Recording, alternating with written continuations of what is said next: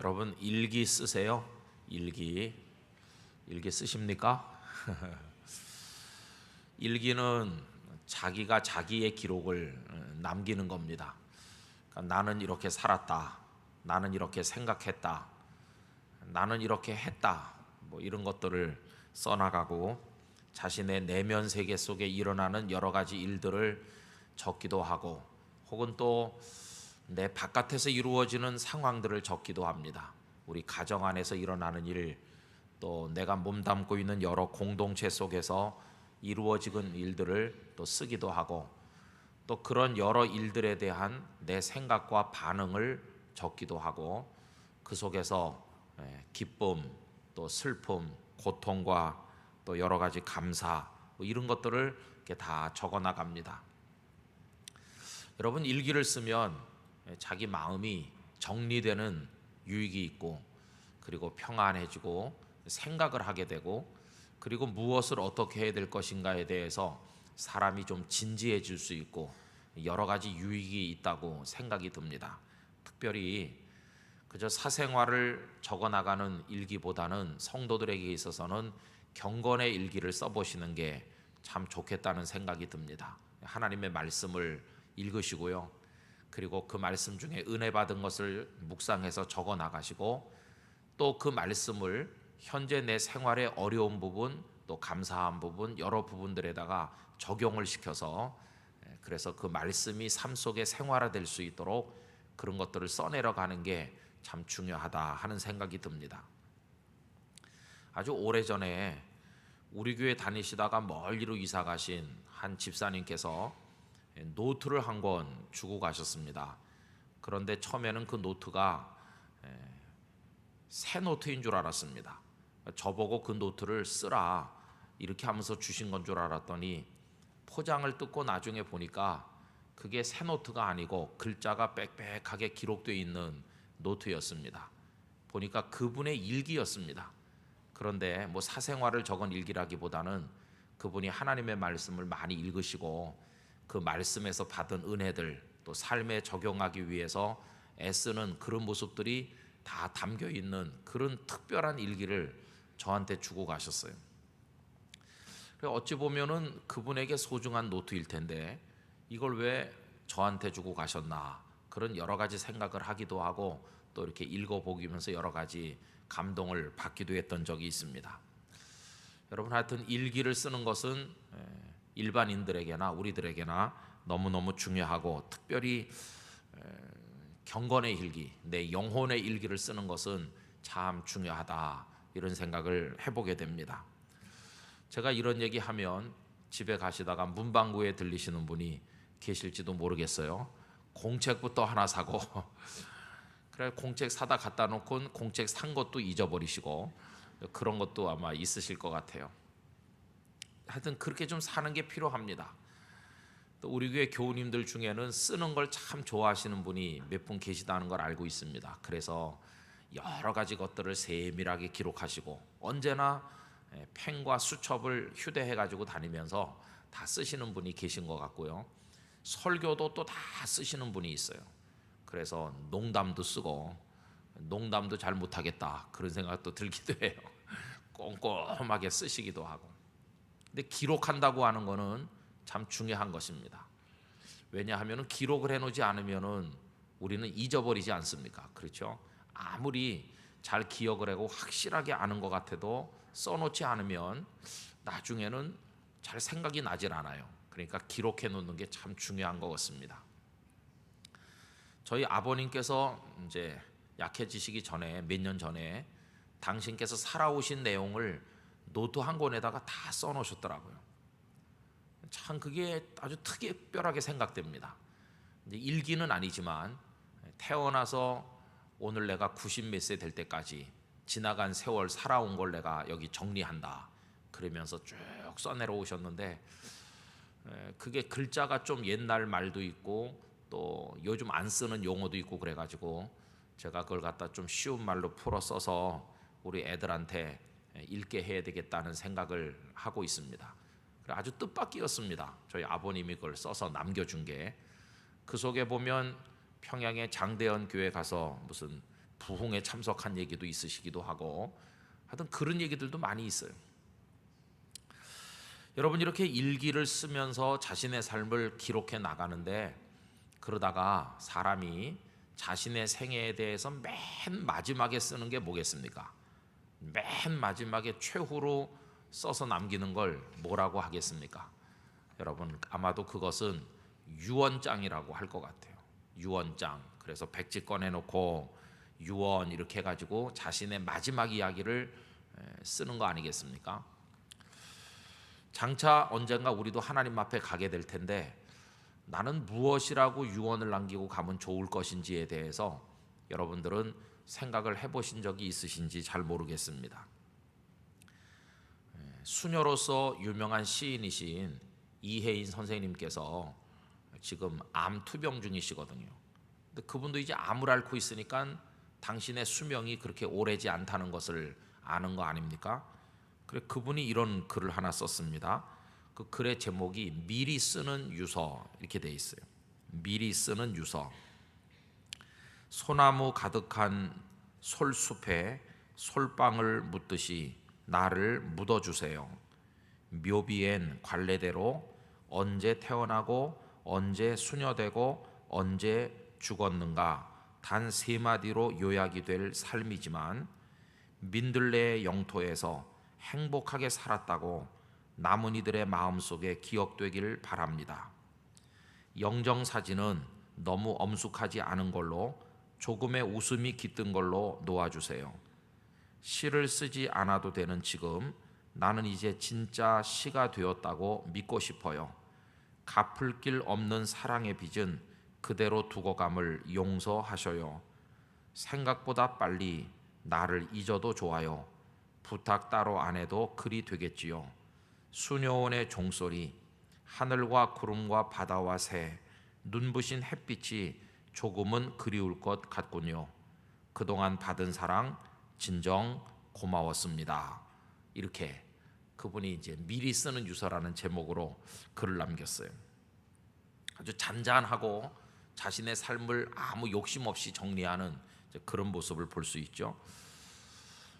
여러분, 하여튼 사람은 일기이든지 무엇이든지 간에 자신이 살아간 흔적을 남기기를 원합니다.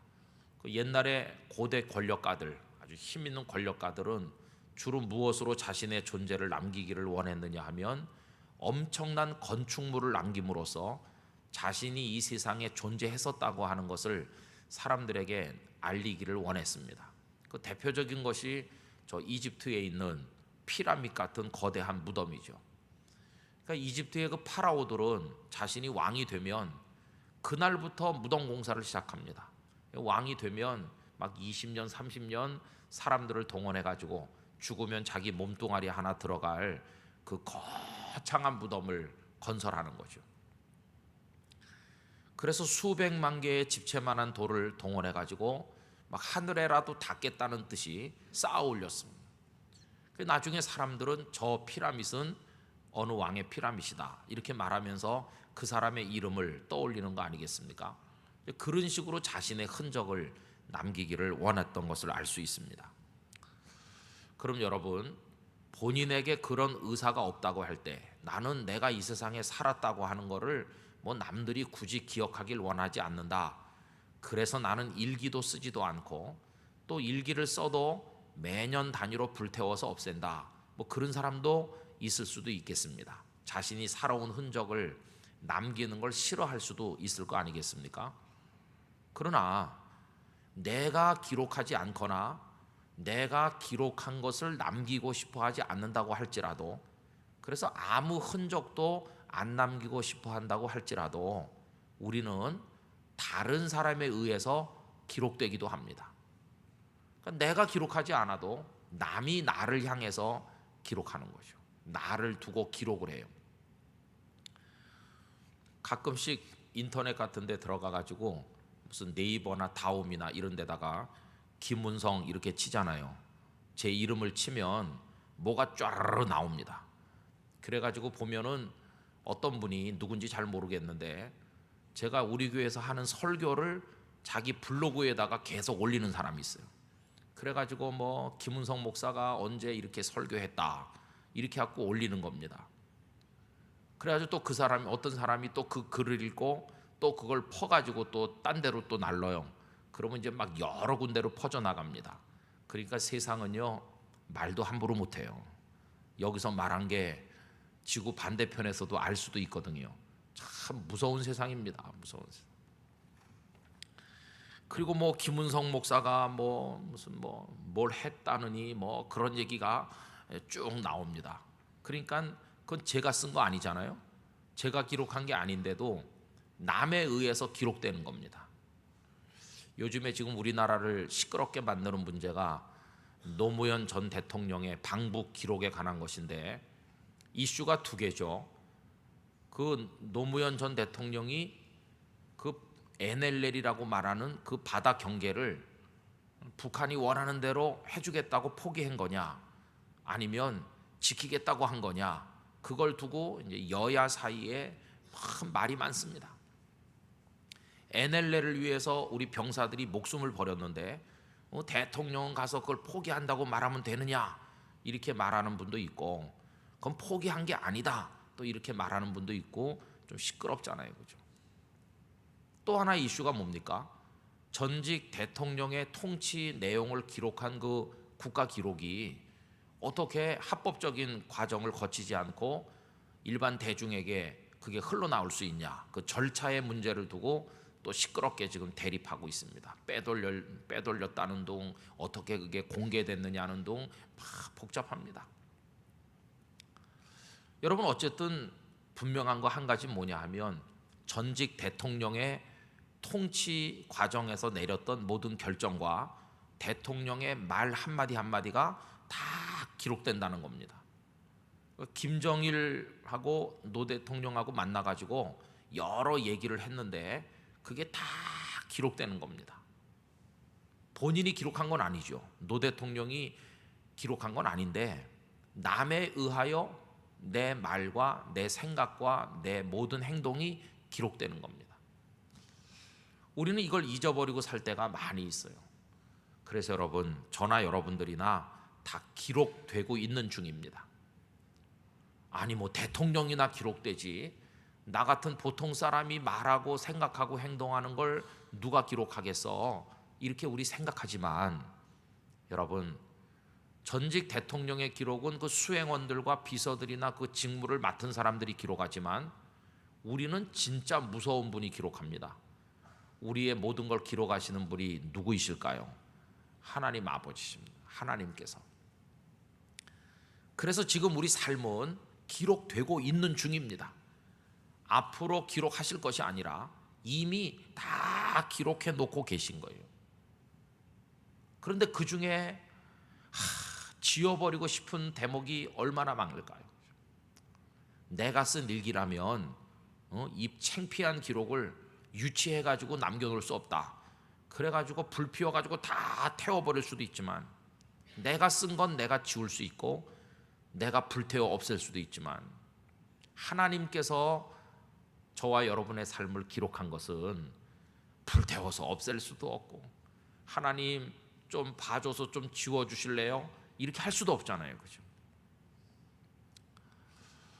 오늘 어떤 부산신학교 학생이 저한테 전화해가지고 목사님 미안합니다 그러면서 학점이 C 학점인데 어떻게 좀 B 학점으로 해주실 수 없습니까? 이렇게 전화 왔어요. 없는데요 이렇게 했으면 없다. 야단을 쳤습니다.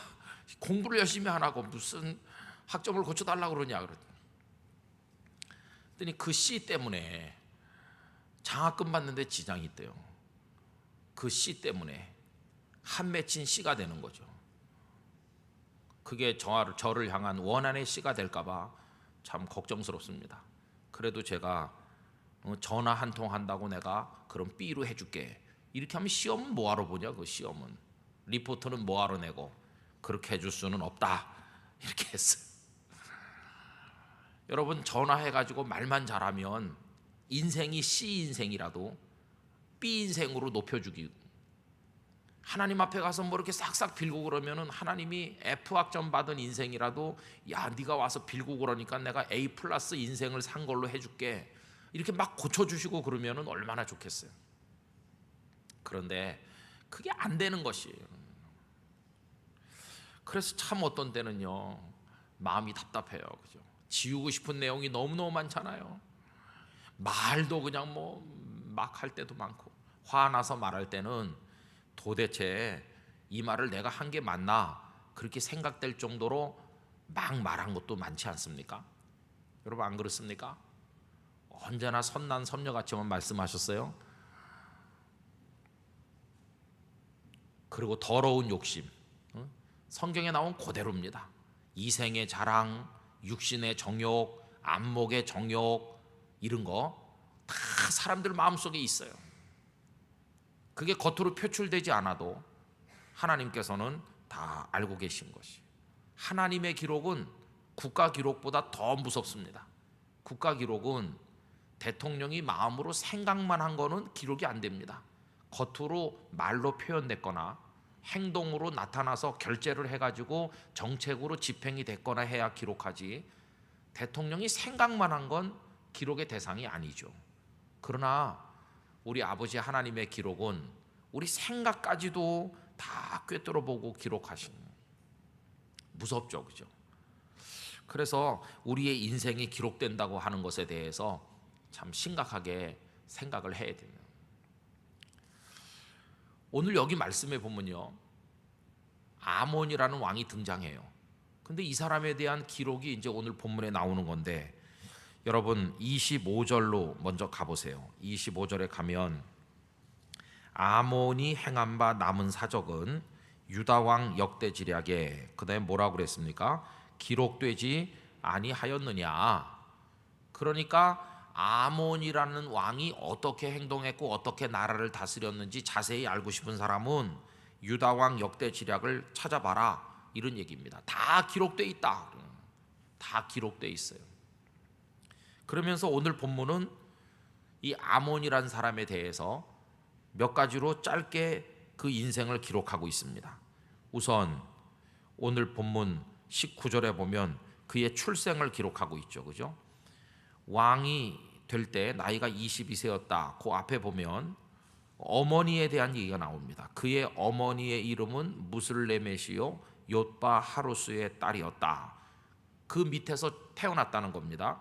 므낫세의 아들로.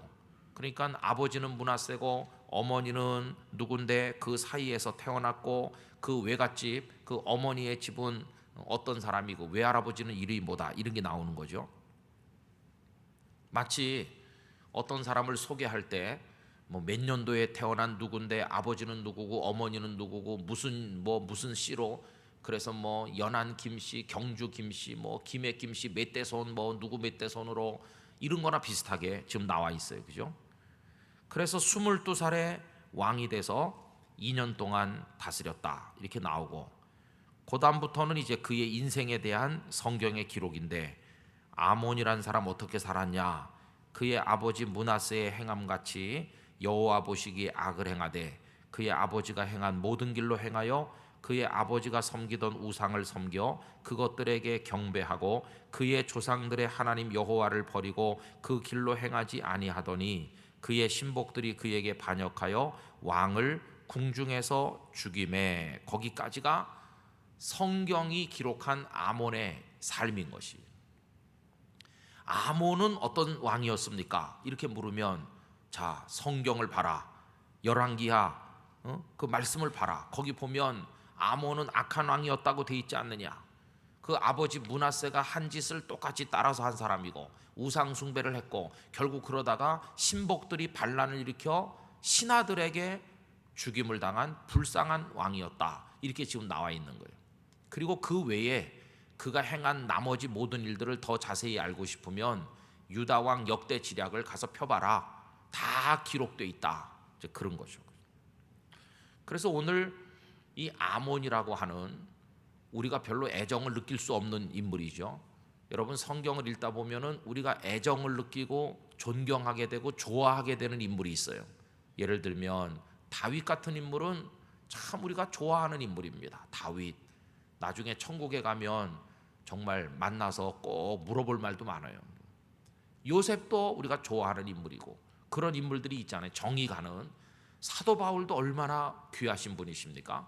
그런데 이 아몬은 똑같이 그 이름이 성경에 나오지만 아마 아몬에 대해서 읽으면서 교인들 중에서 난 아몬에게 정이 간다, 참 아몬이 좋은 사람 같아, 아몬이 지금 이 세상에 살고 있다면 중마고우가 됐을 텐데 난 아몬이 너무 좋아, 그러면서 이 대목을 읽는 교인은 아마 한 사람도 없을 겁니다.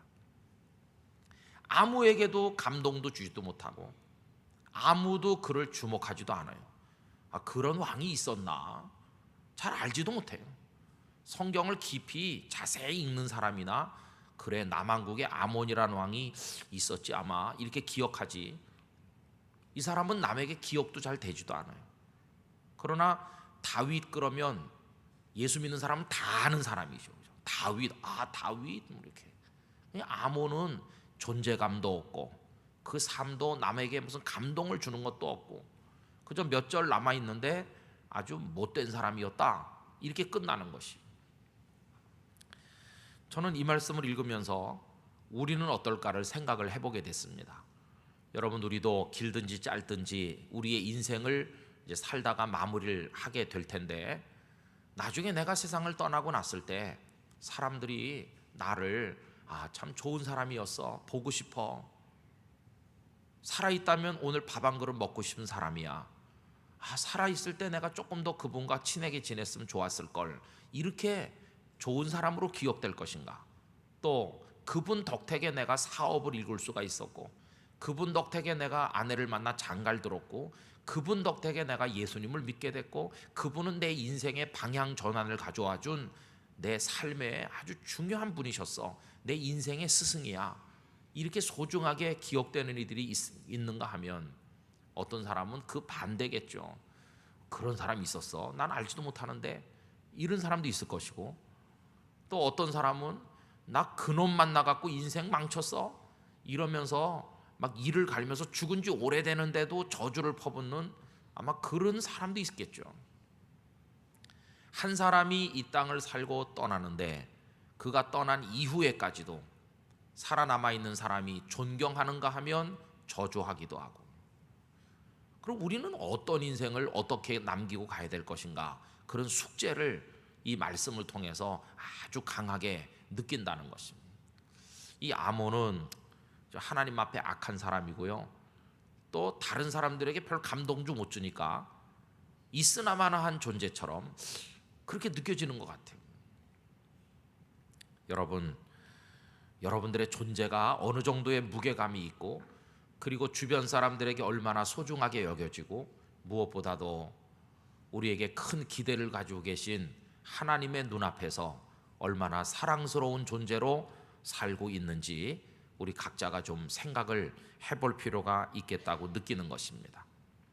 이제 그런 생각들을 글로 써가지고 하나님 앞에 정리해 보기도 하고, 그게 내 마음의 어떤 기도 제목이 되겠죠.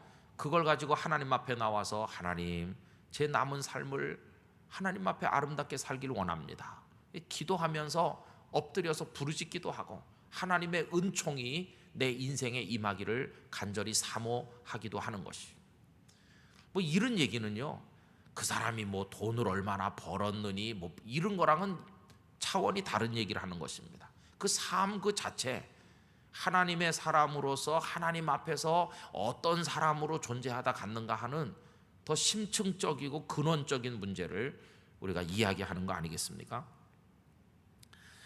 그래서 이 아몬에게는 뭐 히스기야의 손자고 므낫세의 아들이고 22살의 왕 돼서 2년 후에 신복들에게 죽었고, 이런 외형적 기록과 더불어서 그의 삶의 내면에 대한 하나님의 평가가 여기 좀 간단하게 나와 있습니다.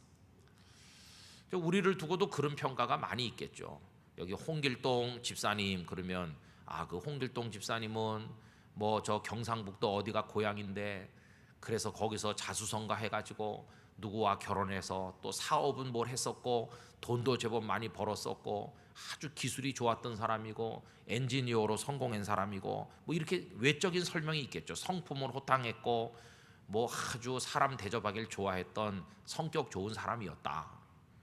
그리고 그 내면은 하나님을 진실되게 경외했고 어려운 사람 보면 참지 못하고 도와주는 사람이었고 뭐 이런 기록이 있을 거 아니겠어요.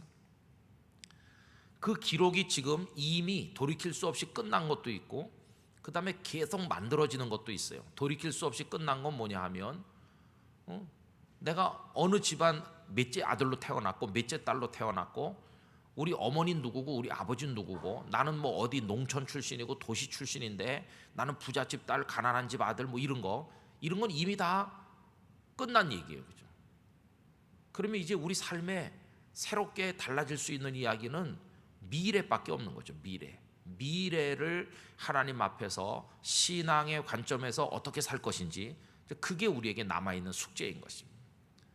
그래서 여러분 지난 세월에 관해서 원망할 필요 없어. 왜 나는 이 집안의 아들로 태어났나 이런 거 가지고 원망하는 사람은 어리석은 사람이에요. 이제 그건 다 이미 결정돼 가지고 이미 다 기록이 돼 있는 거고 이제 우리가 노력하기에 따라 달라질 수 있는 그 미래라는 시간 속에서 이루어질 그것을 우리가 하나님 앞에서 결단해야만 되지 않겠습니까? 여러분 참 다행스러운 것은요, 앞에서 잘 못했어도 나중에 뒤집을 수 있는 가능성이 있다는 것입니다. 사울의 과거의 기록은 부끄러운 겁니다. 예수님을 믿는 사람 핍박하고 지독하게 못된 청년으로 기록되고 있죠. 그거 지울 수가 없어요. 그죠? 아무리 하나님 앞에 그 좀 부끄러운 기록을 지워주세요, 그 지워지지 않아요. 본인도 그 잊지 않으려고 했어요. 수시로 서신서 속에서 나는 핍박자였다, 나는 죄인 중에 괴수다 이렇게 고백하고 계세요. 그죠? 그러나 그가 그의 미래를 하나님 앞에 아름답게 드림으로써 그의 과거가 다 덮인 것이, 그의 미래는 복음을 위해 살고 하나님을 사랑하고 성령 안에 살고 하나님의 영광을 위해 살았기 때문에 그의 그 만들어간 미래의 삶을 통해서 그 과거에 부끄러웠던 얘기는 다 덮인 것이, 그죠? 우리도 그럴 수 있어요. 그래서 여기 2013년 하반기를 출발한 이 시점에 앞으로 내가 어떤 존재로 어떻게 사는지, 하나님 앞에서 어떻게 살 것인지, 그거에 따라서 지난 세월의 부끄러움이 다 덮일 수 있을 줄로 믿습니다. 중요한 것이죠. 이제 어떻게 살 것인가. 여러분 여기 이 아몬이 실패한 것을 보면서 우리가 배우는 몇 가지 얘기가 있습니다. 아몬은 누구처럼 악을 행했다고 그랬느냐 하면은 므낫세처럼 악을 행했다 이렇게 말하고 있어요. 여러분 오늘 본문에 보면 20절에 그렇게 나오죠. 아몬이 그의 아버지 므낫세의 행함같이 이렇게 했죠. 또 21절에도 보면 그의 아버지가 행한 모든 길로 행하여 그의 아버지가 섬기던, 그러니까 아몬에게 있어서 인생의 모델이 누굽니까? 그 아버지죠. 아버지 므낫세의 못된 걸 다 배웠어요. 그러나 우리는 삶의 기준을 누구에게 두고 살아야 될까요? 여호와 하나님께 두어야 될 줄로 믿습니다. 그 20절 후반부에 보면 여호와 보시기에 악을 행하였다 이렇게 나오거든요. 그리고 또 22절에 보면 하나님 여호와를 버리고 그 길로 행하지 아니하였다 이렇게 나오거든요. 그러니까 우리가 여호와 하나님을 기준으로 살고 여호와 하나님이 보여주시는 길을 따라 걷고 여호와 하나님을 잘 경외한 분처럼 우리도 따라서 배워서 산다면 실수하지 않을 수 있는 거죠. 저는 이 아몬이 아버지 므낫세를 따를 것인가 할아버지 히스기야를 따를 것인가, 그 중에서 왜 히스기야를 못 닮으려고 하지 않았는지 그거 참 아쉬운 부분이라고 생각합니다. 비록 히스기야가 완벽하진 않았지만 그래도 히스기야는 믿음을 지키려고 애썼던 아주 훌륭한 왕 중에 하나 아닙니까? 그러면 히스기야를 닮고자 했다면 이렇게 망가지지 않았을 텐데 그는 아버지의 길을 따라감으로 이렇게 되고 말았죠. 여러분 성도의 삶은 두 가지가 중요합니다. 하나는 하나님의 말씀과 하나님이 보여주시는 길을 기준으로 삼아 살아야 된다는 것이고, 또 다른 하나는 이 시대 믿음을 지키고 신실하게 주님을 사랑하려고 애쓰는 성실한 우리 믿음의 선배들과 동료들을 배워서 살아간다고 하는 게 중요하다는 것입니다. 삶의 기준을 어디다 둘 것인가, 이게 너무너무 중요한 것이죠. 여러분, 기준이라고 하는 것은요 참 중요한 것 같아요. 기준, 나는 뭘 기준으로 사느냐 하는 것이죠. 조금 생활이 넉넉하게 사는 사람들을 중산층이라고 그러죠, 그죠? 근데 중산층을 얘기할 때 무엇을 기준으로 중산층을 얘기하는 거겠습니까? 제가 참 재미난 자료를 하나 본 적이 있어요. 영국 사람들은 중산층을 어떤 사람이라고 생각할까요? 영국 옥스포드 대학에서 중산층이란 이러이러한 사람이다, 이렇게 정의한 게 있어요. 영국 옥스포드 대학이 제시한 중산층의 기준 첫째는 페어플레이를 할 줄 알아야 된다. 비겁하게 인생을 살면 안 되고 떳떳하게 신사답게 다른 회사와 경쟁을 해도 비굴하게 하거나 아니면 추한 방법으로 권모술수를 쓰거나 그러면 안 되고 당당하게 겨룰 수 있어야 중산층이라는 거예요. 그리고 자신의 뚜렷한 주장과 신념을 가져야 한다. 남이 뭐라고 그러면 귀가 얇은 사람이 돼서 얼른 거기 넘어가는 부하내동하는 사람이 아니라 인생의 신념이 분명해야 된다. 그 다음에 그렇지만은 자신만의 독선을 지니지는 말아야 된다. 신념이 있긴 있어야 되지만 말도 안 되는 소리를 끝까지 주장하는 그런 독선가가 되면 안 되고, 그 다음에 참 멋있어요. 네 번째는 약자를 두둔할 줄 알고 강자를 두려워하지 않고 대응할 수 있어야 한다. 이게 중산층의 기준이에요. 그 다음에 다섯 번째는 불의, 불평, 불법에 의연하게 대처할 수 있어야 한다. 이게 중산층 기준이에요. 그러니까 우리나라 사람들이 생각하는 거랑 너무 다르잖아요, 그죠? 미국의 공립학교에서 가르치는 중산층의 기준도 그와 비슷합니다. 자신의 주장에 떳떳해야 된다. 사회적인 약자를 도울 줄 알아야 한다. 부정과 불법에 저항할 줄 알아야 된다. 그리고 책상 위에, 테이블 위에 정기적으로 받아보는 비평 잡지가 놓여 있어야 된다. 그러니까 그냥 뭐 취미 생활을 위한 그런 별로 내용이 깊지 않은 싸구려 잡지 말고 이 사회나 세상에 대해서 아주 엄정하게 비판하고 또 미래를 제시하는 깊이 있는 잡지, 그런 잡지 한 권 정도는 구독하는 사람이 중산층이다. 그 영국하고 미국 사람이 생각하는 중산층은 상당히 기준이 특이하잖아요. 그런데 한국의 직장인들을 대상으로 중산층은 어떤 사람입니까? 그러니까 완전히 다릅니다. 영국 사람이나 미국 사람이 생각하는 거와 완전히 달라요. 우리나라 사람은 그 기준이 뭐냐면 돈입니다. 돈. 그래서 한국인이 생각하는 중산층, 첫째, 빚 없이 30평대 아파트가 있어야 된다. 시작부터가 좀 이상하죠, 그죠? 한 달에 500만 원 이상 벌어야 한다. 자동차는 2000cc급 이상 중형차를 타야 된다. 통장에 1억 이상의 잔고가 있어야 된다. 해외여행을 1년에 몇 번 이상은 해야 된다. 이게 한국 사람의 중산층 기준이에요. 여기 해당되는 분 손 들어보세요. 그러니까 우리나라 사람은 중산층이 전부 돈 가지고 해결하는 거예요. 돈만 하나 있으면 아파트 살 수 있고 차 살 수 있고 해외여행 갈 수 있고 뭐 다 되는 거 아니에요. 그러니까 대한민국 사회는 물질 문명에 의하여 멍들어가는 곳이죠. 근데 영국 사람들은 부정과 싸울 수 있어야 된다. 뭐 약자를 도와야 된다. 아니 중산층의 기준이 돈으로 계산하는 게 아니라 그 정신으로 계산하는 거예요. 기준이 너무 다르죠. 그러니까 한국 사회는 돈이 인생을 평가하는 사회고 영국 사회는 삶에 임하는 태도가 인생을 평가하는 사회죠. 얼마나 사회 분위기가 다릅니까? 사회 분위기가 완전히 다른 겁니다. 기준이 다르니까요. 그러면 우리 예수님을 믿는 하나님의 자녀들은 기준을 어디다 둬야 될까요? 우리도 뭐 2000cc 이상 차를 타야 되고 이런 걸로 우리의 삶의 기준을 삼고 그렇게 살아가고 되겠습니까? 여러분, 자신의 삶이 아름답게 기록되기를 원한다면 우리는 기준을 하나님의 말씀에 둬야 할 줄로 믿습니다. 그 성도의 기준인 것이에요. 그 속에는 희생도 포함돼요.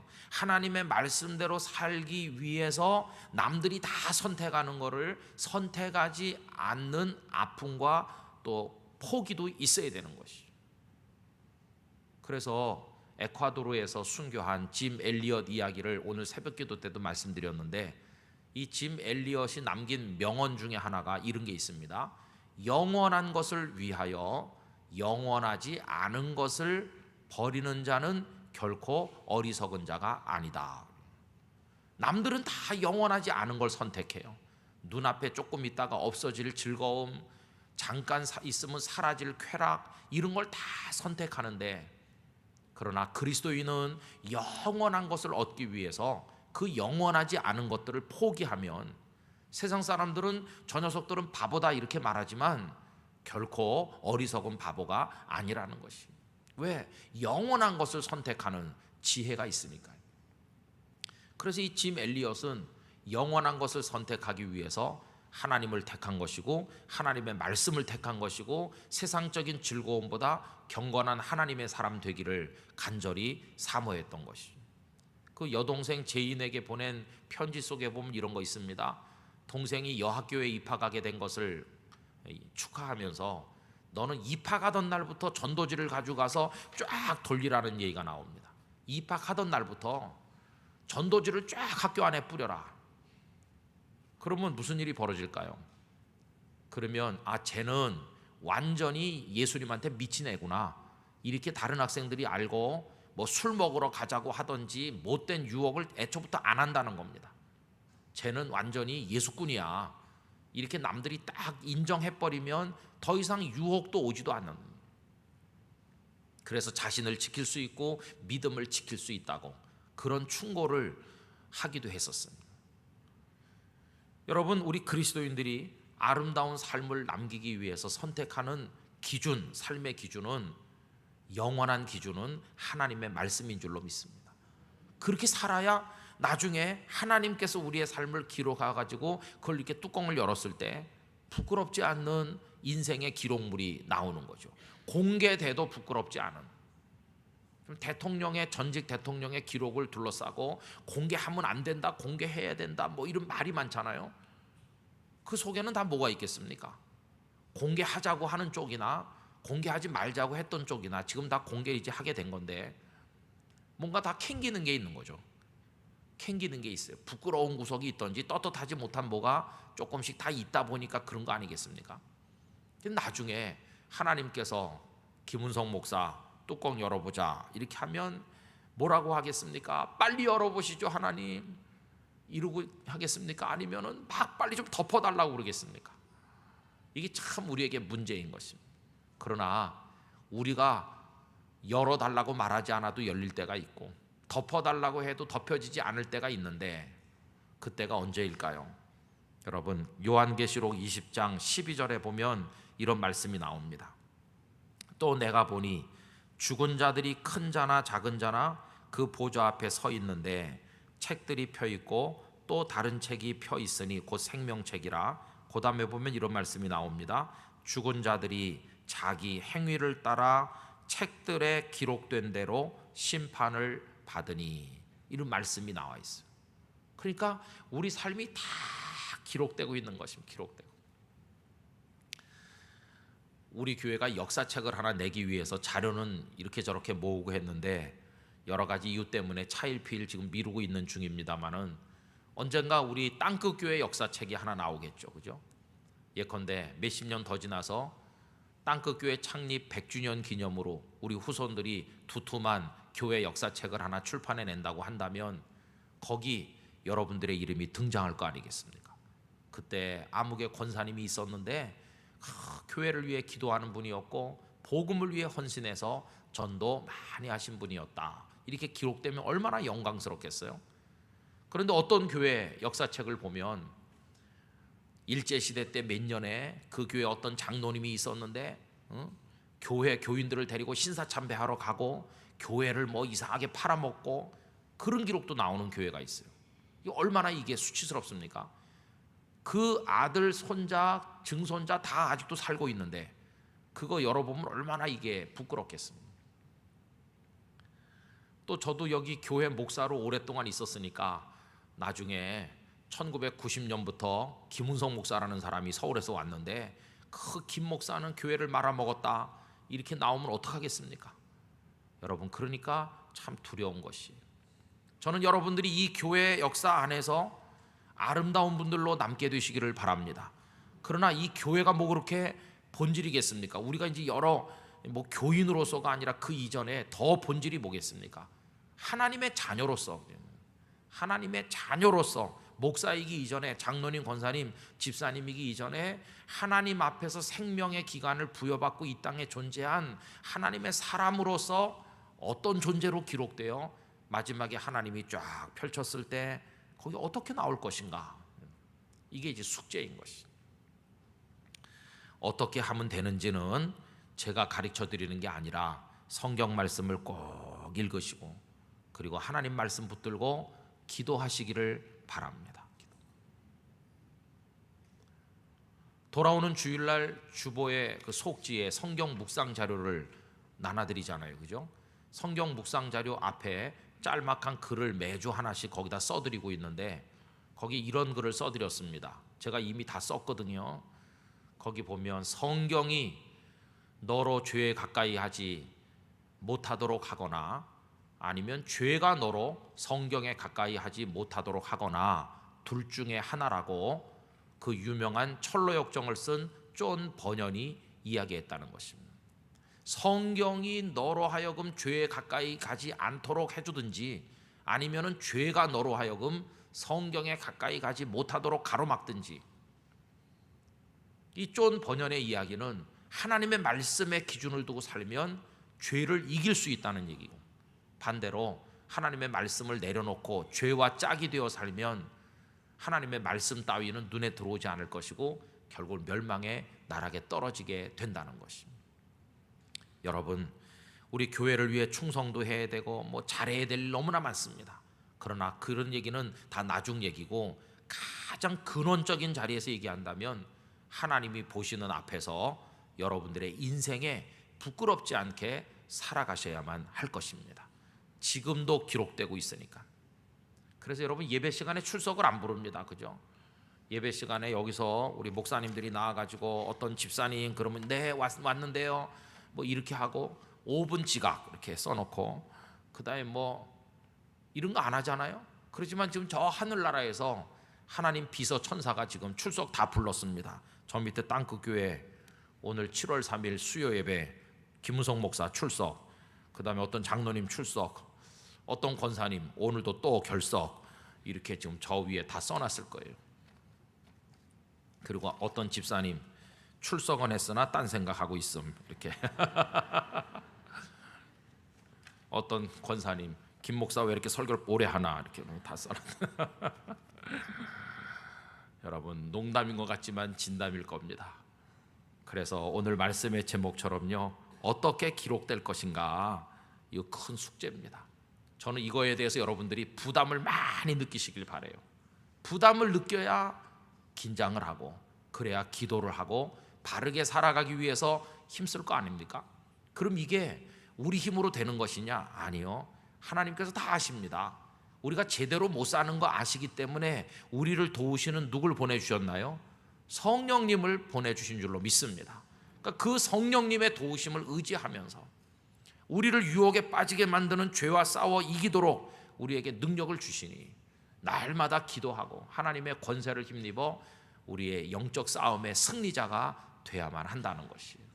여러분, 기도에 힘쓰시고 말씀으로 무장하시기 바라고, 여러분 나중에 기록이 개봉되는 그날이 올 때 여러분들 모두가 영광스럽게 면류관을 쓰는, 너 과거는 참 수치스러웠지만 예수님 믿은 그 이후에 너 정말 귀하게 살았구나, 내가 너의 지난 세월은 다 용서했고 너의 아름다운 삶에 대하여 내가 면류관으로 갚아주마, 이런 칭찬을 받는 여러분들이 다 되시기를 주님의 이름으로 기원합니다.